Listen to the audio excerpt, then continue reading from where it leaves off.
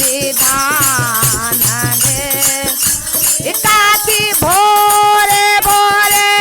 गौरा शिवा के जगाओ ना भोरे भोरे गौरा शिवा के जगाओ ना उठा सेवा रोपा दो विधान गे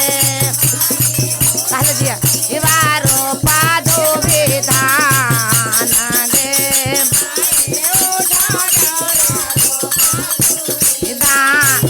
काटिए शिवा हरा बनावल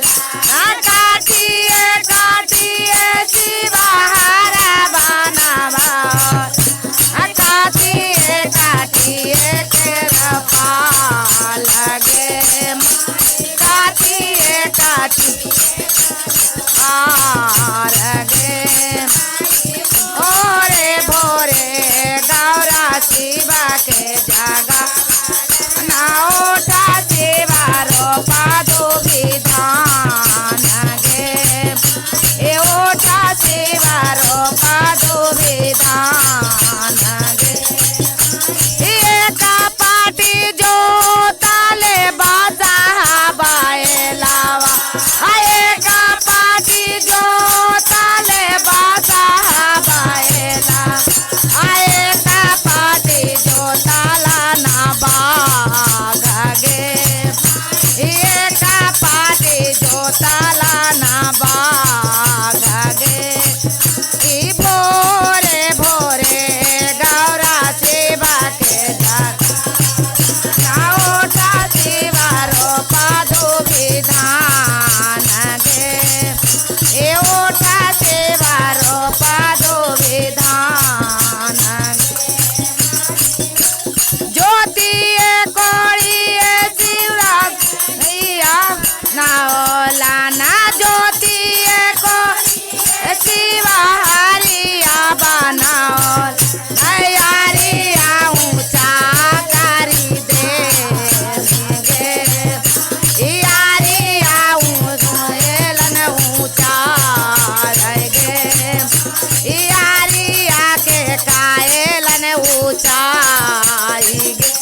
माई भोरे भोरे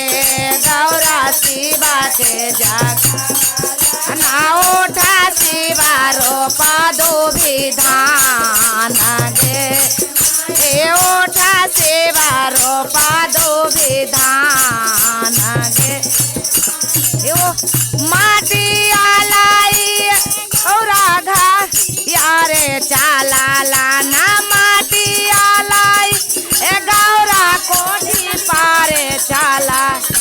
ये का बिगहा रोपाला ना भांगी आधा तोरावा आए का बिगहा रोपाला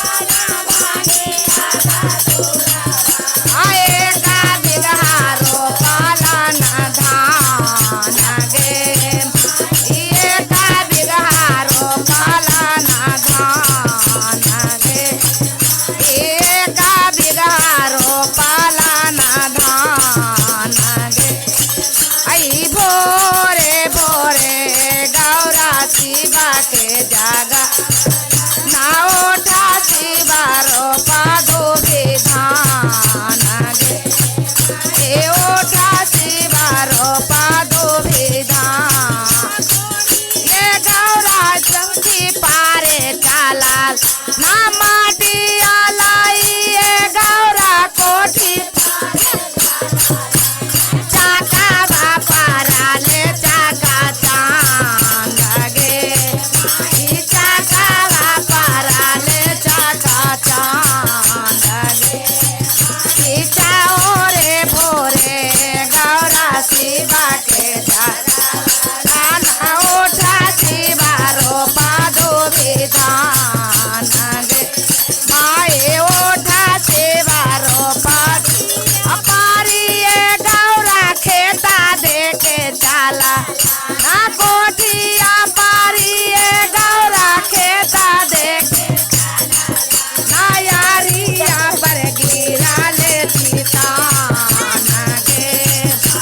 यारिया पर गिरा ले चितान गे आई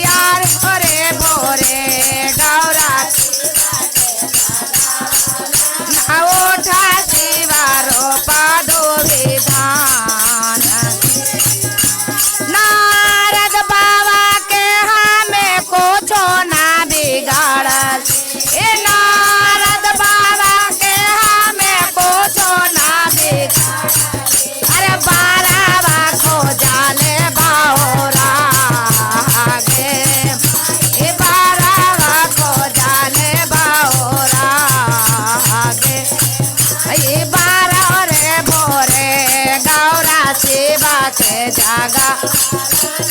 ओठा सेवा रोपा दो विधान गे ओठा सेवा रोपा दो विधान गे।